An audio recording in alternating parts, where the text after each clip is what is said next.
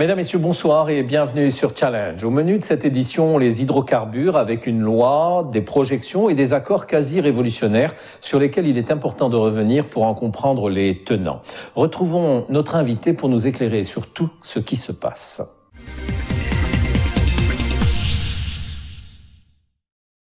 Bardad Mandouche, bonsoir, merci d'être là sur Challenge. Je rappelle que vous êtes expert pétrolier, ancien patron d'une filiale Sonatrach.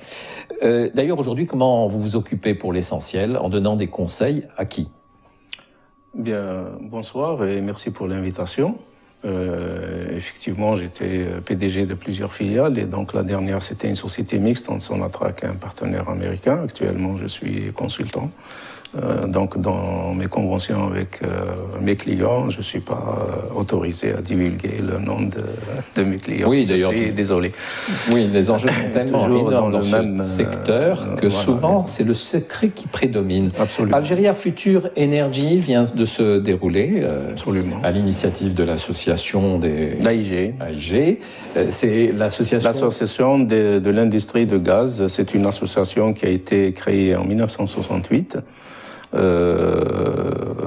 la lumière de l'investissement qui a été fait à Oran, la Camel dans le temps, c'est en 1964.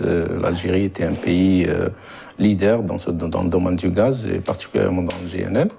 Et donc, il y a eu une initiative des ingénieurs de Sonatrach et même du ministère et de Sonelgaz, des ingénieurs formés en gaz, spécialité gaz, qui avaient décidé dans le temps de créer cette association. Et son premier président était Monsieur Bouhafs, qui était aussi PDG de la Sonatrach pendant une longue durée. Alors, en quoi cette rencontre a-t-elle été importante et qu'est-ce qu'il en est ressorti?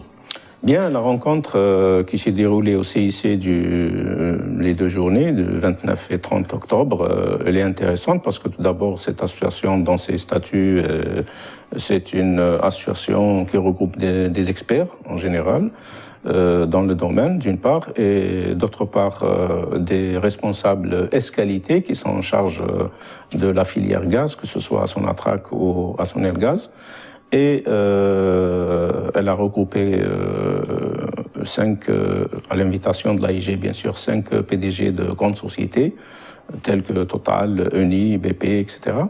Alors attendez, les propositions... excusez-moi, c'est important. Vous dites que c'est AIG qui a invité ces grandes sociétés. Bon, c'est normal, mais c'est qu'à l'occasion de la venue de ces grandes sociétés, il y a eu d'importants accords qui ont été passés avec Sonatrach, c'est bien ça? Absolument. Bon, le sponsor essentiel, c'est Sonatrach pour cette manifestation. Et en deuxième sponsor, c'est la Sonelgaz. Et bon, il y a aussi d'autres sponsors. Bien sûr, Sonatrach étant le partenaire privilégié de cette association, puisque sans la Sonatrach, cette association, d'abord, n'a pas les ressources financières pour pouvoir organiser ce genre de conférence.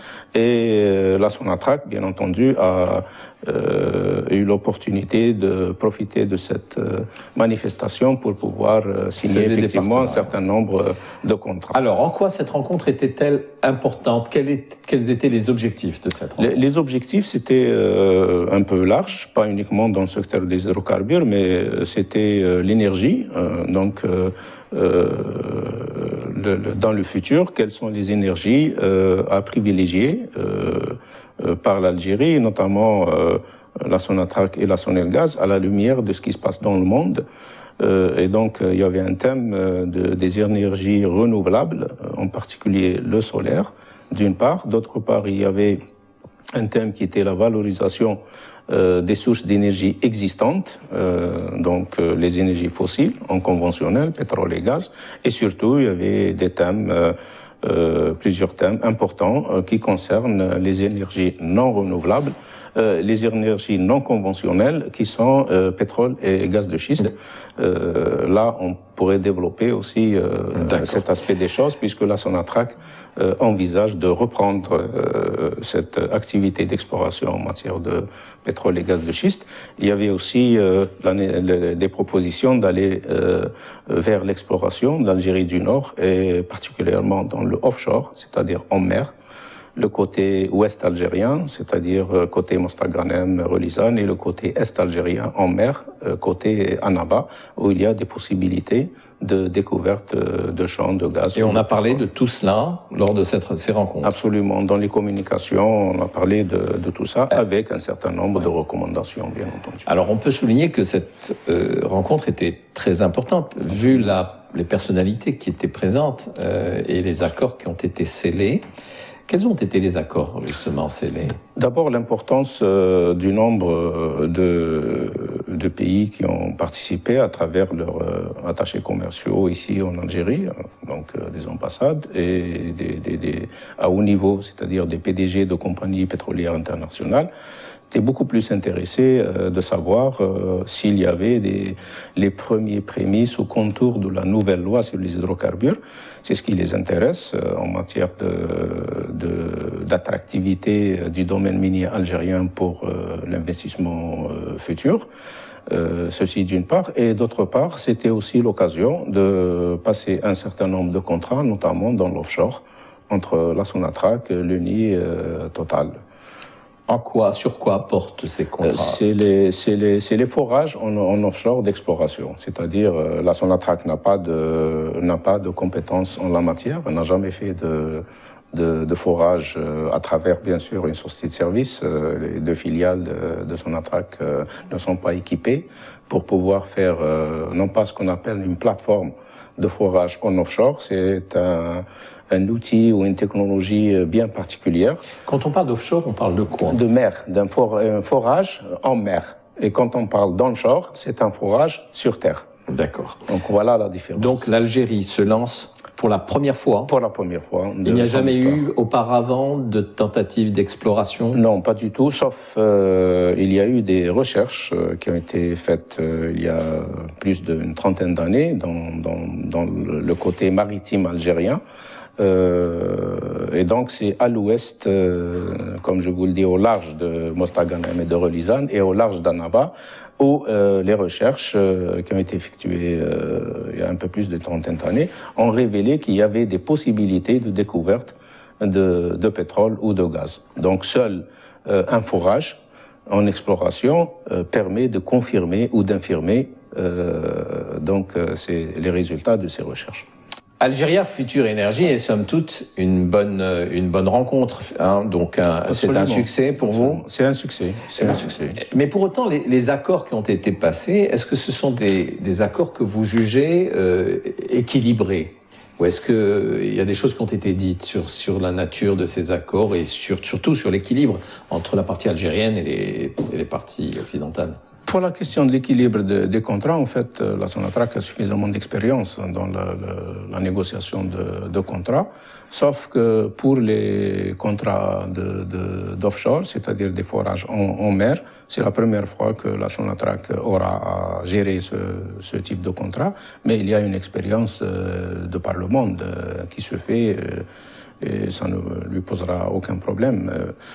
Ça, c'est un petit peu l'exploration, mais et sur les données financières, les données financières, il n'y a pas de communication à ce sujet, et ceci est valable pour l'ensemble des compagnies. Lorsqu'il y a des contrats, il n'y a aucune compagnie qui communique le volet financier, ça c'est clair. Est-ce que c'est normal quand on est oui, en présence d'une entreprise publique, notamment? Oui, parce que c'est des données qui peuvent être servies par d'autres concurrents, par d'autres.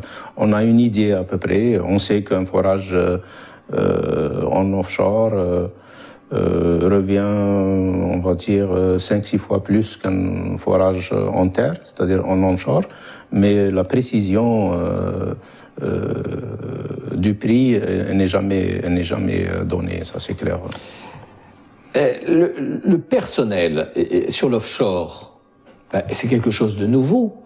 Il faudra de l'expertise en offshore. Absolument. Je ne m'y connais pas, mais je suppose que la méthode est différente. Absolument. Bon, d'abord, la Sonatrach, elle agit comme maître d'ouvrage. Donc, elle va avoir une compagnie Total ou Uni qui vont s'occuper de faire le travail sur la plateforme de forage en offshore. Pour le suivi, certainement que la Sonatrach aura recours à une expertise externe. D'ailleurs, je vous informe qu'il y a un peu plus de 2 mois, Sonatrach a signé une convention avec des bureaux américains pour avoir des experts en matière de forage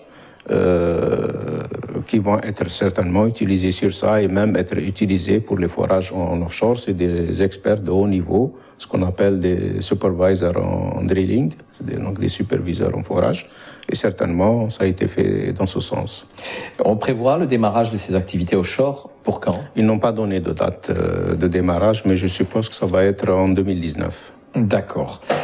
Et alors, on a eu des accords qui ont précédé cette manifestation, notamment sur le gaz. Absolument. Puis sur avec nos accords avec les Espagnols, les Italiens aussi.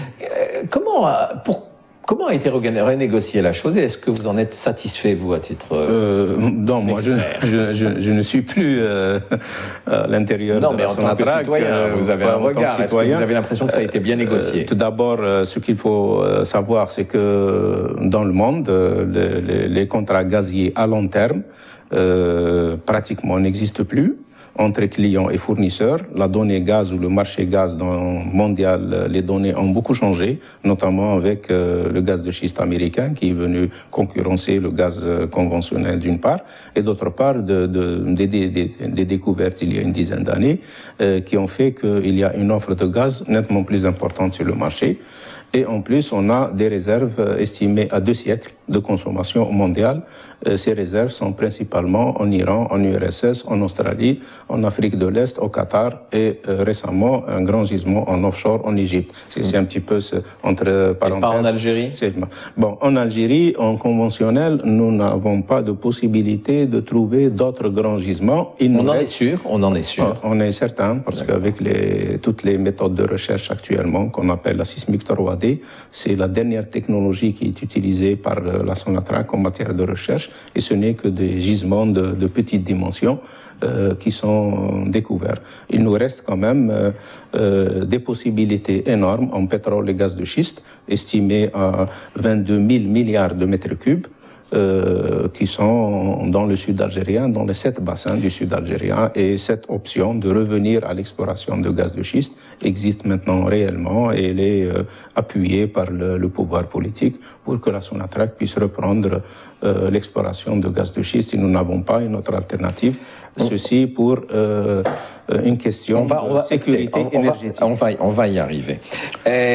Tous ces accords, toutes ces projections, et on va parler dans un instant de la loi sur les hydrocarbures. Absolument. Vous avez l'impression qu'il y a vraiment quelque chose qui bouillonne dans le secteur énergétique? C'est quelque chose qui est inédit en Algérie? Quand on écoute le PDG de la Sonatrach avancer tous ces projets, on a l'impression que c'est une véritable révolution qui s'installe. Non, en fait, à mon sens, ce n'est pas une révolution, mais c'est une redynamisation de la Sonatrach et du secteur de l'énergie en général et du secteur des hydrocarbures en particulier. Ceci à la suite de ces 10 dernières années, commencées suite à cette affaire de Sonatrach, où il y a eu une inertie qui s'est installée d'une part, et d'autre part avec pratiquement des changements de PDG chaque année, dont la conséquence a été néfaste pour aussi bien l'investissement à Sonatrach, aussi bien la gestion de la ressource humaine, aussi bien la gestion des projets, parce que l'instabilité du top management d'une société, quelle qu'elle soit, en particulier pour une société pétrolière, donnera des conséquences désastreuses sur les ressources, sur la capacité de l'entreprise à créer des richesses et de la valeur ajoutée. On nous promet une belle loi sur les hydrocarbures. Où en est cette loi et qu'est-ce qu'elle devrait apporter de nouveau? Si je me réfère aux déclarations de l'actuel ministre de l'Énergie, il avait dit depuis un peu plus de 6 mois qu'elle allait être promulguée, enfin soumise au gouvernement puis à l'Assemblée en juillet 2018. À l'AIG, il a dit que ça va être en 2019. De toute manière, ce qu'il a dit, c'est que cette loi va avoir l'amendement de la loi actuelle, qui est la 0507 de 2005, qui a été elle-même amendée dans le sens d'attirer des investisseurs et d'être plus attractive en novembre 2013. Malheureusement, les résultats des 4 appels d'offres qui ont été lancés par Al-Naft n'ont pas donné de résultats. Cela veut dire que les investisseurs étrangers, notamment les compagnies pétrolières major, trouvent que la loi actuelle n'est pas attractive dans son domaine fiscal. Il n'y a pas suffisamment d'attractivité fiscale pour ces compagnies. Dans son domaine aussi opérationnel, où il y a une lenteur dans les prises de décision. Certaines lenteurs existent de par la loi et d'autres de par le comportement de ses partenaires qui sont à Sonatrach, où la décision ne vient pas ou vient tardivement. Dans le domaine pétrolier, la règle de time is money est une règle universelle et elle est appliquée partout parce que la compagnie qui est là, elle est là pour faire des profits. Elle n'est pas là pour à usage ou à but philanthropique, on va dire. Donc, ce qui s'est passé, c'est que dans le pourtour méditerranéen, je cite aussi l'exemple de l'Iran, qui ont compris ça après l'embargo, qui ont révisé leur loi plus de 3 fois, amendé. Et c'est à la lumière de cette révision de leur loi où ils ont pu découvrir et intéresser aussi à l'exploitation un très grand champ de gaz qui est au sud de la mer Persique, où il y a eu des compagnies chinoises, il y a eu Total, laquelle Total s'est retirée, mais de manière, on va dire, conjoncturelle peut-être. Et ici, les autorités, aussi bien le ministère de l'Énergie que la Sonatrach, se sont bien rendus compte que cette loi devait être changée si on veut relancer l'investissement en Algérie, dans le onshore, et surtout, si on veut intéresser les compagnies étrangères pour le pétrole et gaz de schiste, car ça demande beaucoup d'argent, ça demande une technologie, et la Sonatrach n'a pas suffisamment de moyens financiers et pour se lancer dans ces investissements. Pour se lancer dans ces investissements. Vous partagez ce sentiment que la loi, c'est une bonne chose pour attirer davantage d'investisseurs? Absolument. Il n'y a pas de contestation là-dessus. Il n'y a pas de contestation là-dessus. Est-ce que cette loi, oui, la loi doit être changée. Je vous donne une comparaison. La loi de 1986, qui on appelait la 86-14, qui avait des dispositions plus avantageuses que celles qui ont en cours, la 0507. Celle-là avait permis la découverte du champ de Hassi Berkin, qui est le deuxième champ après celui de Hassim Saoud, et elle a permis la découverte de plus de 500 découvertes grâce à cette loi. Et 80% de la fiscalité pétrolière actuelle provient des contrats issus de cette loi. Alors, si on fait un bilan, la loi actuelle, elle a permis de réaliser que quelques découvertes, de ramener les 20% de la fiscalité et pratiquement plus personne n'investit, aussi bien en dehors de la Sonatrach bien sûr, puisque on est une société nationale. Pratiquement les partenaires de Sonatrach existants, à l'image de NI, de Total, de Statoil, d'Anadarko, n'investissent plus, et bien au contraire, et malheureusement, ils désinvestissent. Et donc ça, ce n'est pas à l'avantage de Sonatrach. Pourquoi ils désinvestissent? C'est vrai que parce que ce n'est pas incitatif d'une part, et d'autre part, la règle d'une compagnie pétrolière, elle désinvestit lorsque le prix du baril descend. D'une part, ça c'est un paramètre. Le deuxième paramètre, les coûts de production du baril.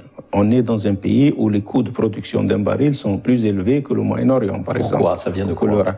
Ça vient parce que la profondeur des réservoirs est plus importante. On est à peu près une moyenne de 3000 mètres. Et si on compare avec l'Irak ou l'Arabie Saoudite, ils sont à 1500 à 2000 mètres maximum. D'autre part, ici, les contraintes de l'environnement coûtent plus cher. D'accord. Voilà. On parlait du gaz tout à l'heure et on disait que il n'y a plus de champs gaziers à découvrir.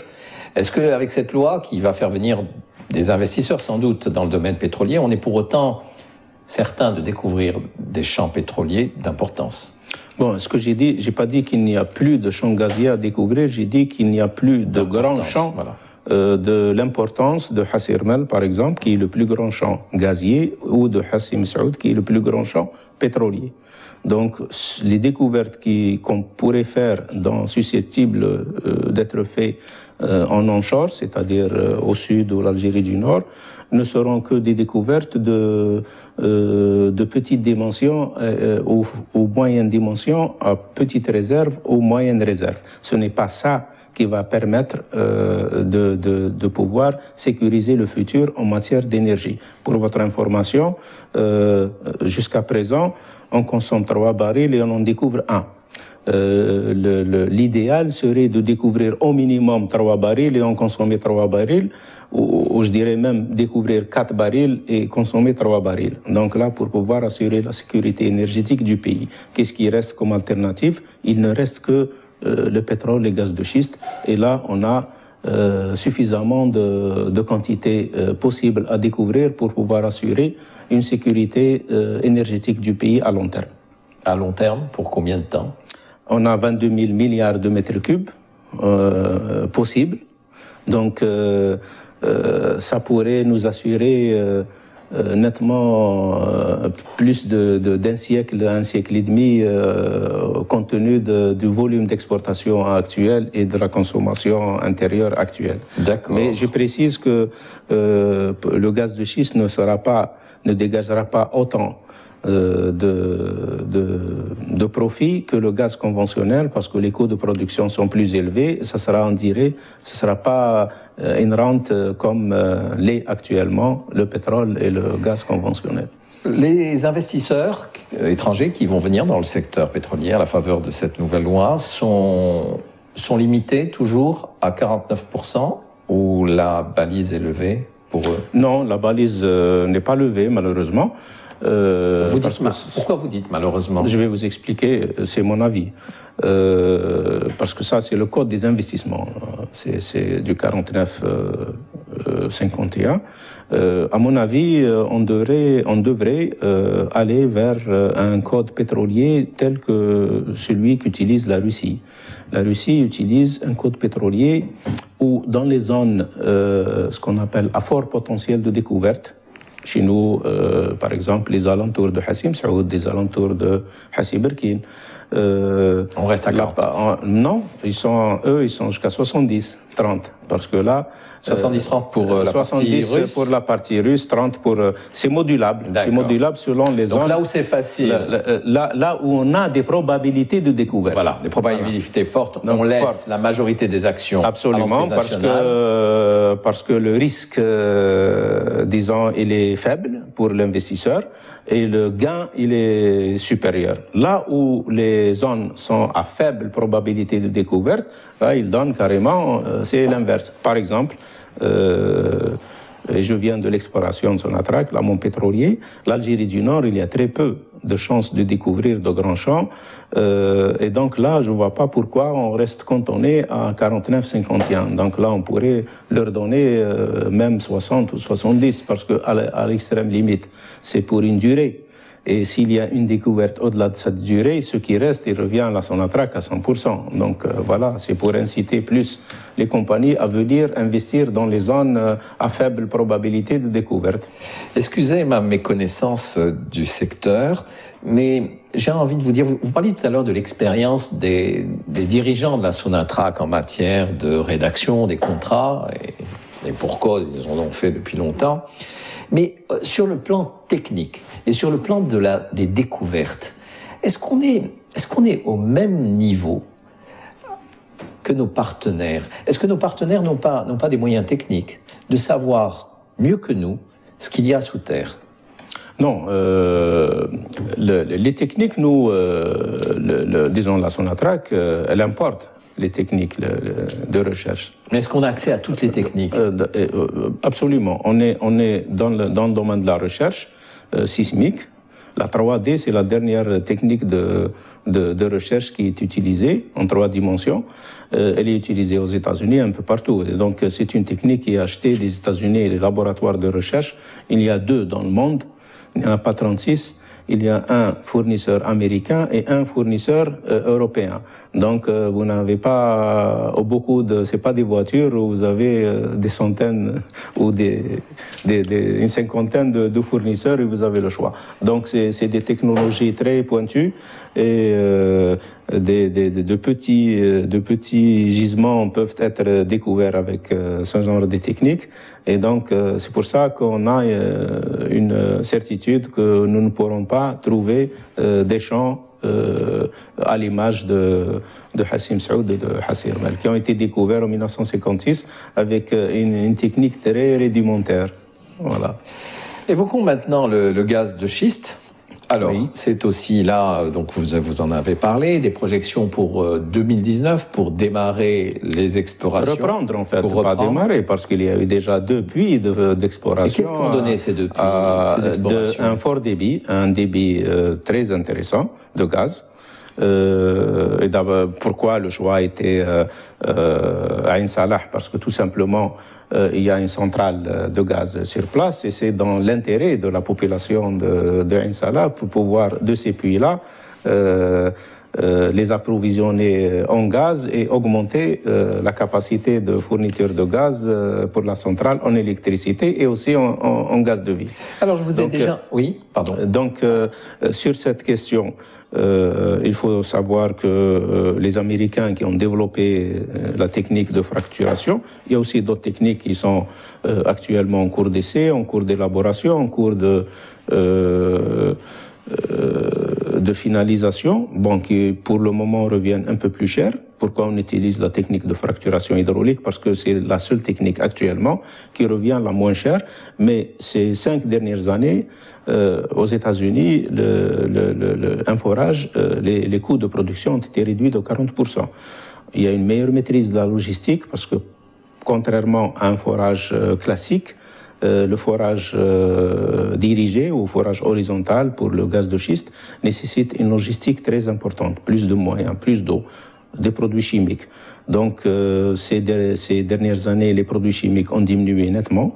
L'utilisation de l'eau a diminué nettement. Il y a des petites unités de traitement pour recycler l'eau qui ressort avec les produits chimiques et éviter tout ça. C'est dans un objectif de préservation de l'environnement.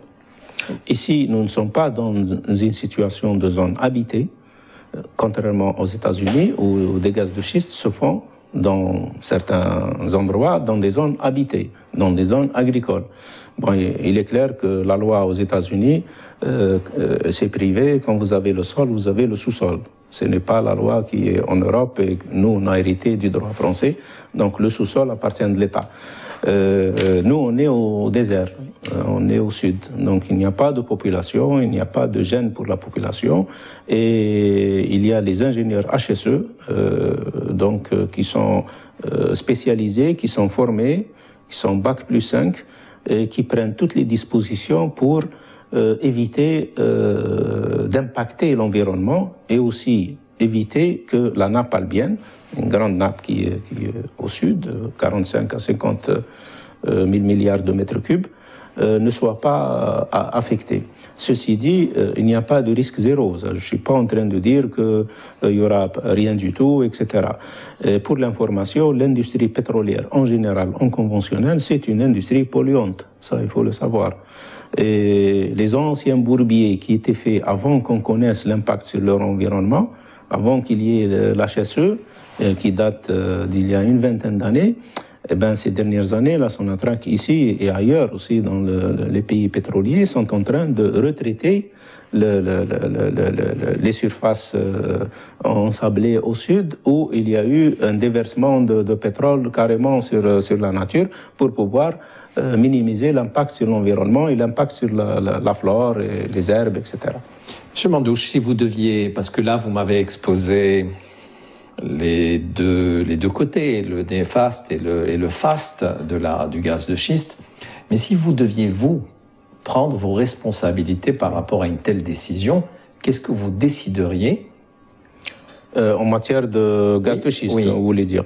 Avec toute la responsabilité qui vous incomberait pour les générations futures, pour le Sud, pour cette nappe qui est, vitale pour l'avenir. Je vous réponds en toute sincérité, en toute honnêteté et scientifiquement et sur la base de ce qui s'est passé. J'ai les chiffres des États-Unis parce que c'est le leader mondial en matière de forage de pétrole et gaz de schiste. Il y a eu plus de 160 000 puits aux États-Unis. Il y a eu un pourcentage de 0,002% où il y a eu un impact sur l'environnement. Ceci d'une part. D'autre part, pour le cas de l'Algérie, nous n'avons pas une autre alternative pour sécuriser, pour avoir une sécurité énergétique. Et l'énergie est devenue une question de souveraineté nationale. Un pays qui n'a pas... Mais on a une autre alternative. Attendez, je continue. L'alternative, c'est le solaire, enfin les énergies renouvelables. Entre autres. Mais les énergies renouvelables, ça demande du temps, ça demande de l'argent, ça demande du savoir, ça demande une industrie. Nous ne les avons pas jusqu'à présent. Oui, moi, je tiens des chiffres. Mais le challenge, il est sur le conventionnel. Il nous reste un peu de temps pour continuer sur le conventionnel. Moi, je prends les chiffres officiels. Les projections du ministère de l'Énergie à 2030 être à 27% en matière de mix énergétique. C'est-à-dire 27% de l'énergie vient du solaire, de l'éolien éventuellement, de l'eau, du biomasse.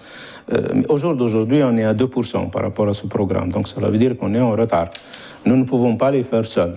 Ça, il faut avoir des partenaires étrangers qui mettent de l'argent. Il faudrait aussi une loi. Donc, si je reviens au gaz de schiste, moi, je dis personnellement, et si j'étais encore décideur, il faut y aller parce qu'on est dans l'exploration. Et entre l'exploration et la phase d'exploitation, il se passera au minimum une dizaine d'années ici en Algérie.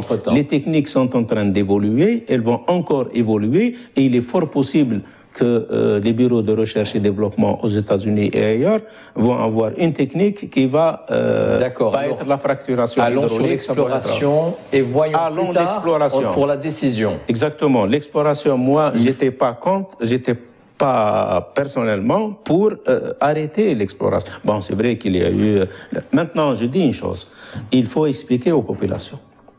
Il faut laisser la politique de côté et expliquer aux populations du Sud ou même du Nord, en étant donner une explication scientifique de ce que c'est un forage de pétrole et de gaz de schiste, quelle est la technique, quelles sont les mesures qui sont prises pour préserver l'environnement. Il ne faudrait absolument pas que cette affaire puisse être utilisée de manière politique, et là on s'éloigne carrément du côté scientifique et technique. Mais le politique est important aussi, parce que ce sont des décisions. Je dis, il faut expliquer, c'est des campagnes d'explication, de communication qui doivent être menées par la Sonatrach, le ministère de l'Énergie, éventuellement d'autres institutions, pour pouvoir expliquer à ces populations comment les choses se déroulent, qu'est-ce qui se fait ailleurs. D'ailleurs, j'ai apprécié la bonne décision qu'avait prise le PDG actuel de Sonatrach, où il disait « Je suis prêt, M. Al-Khaddour, je suis prêt à prendre des jeunes de Ain Salah,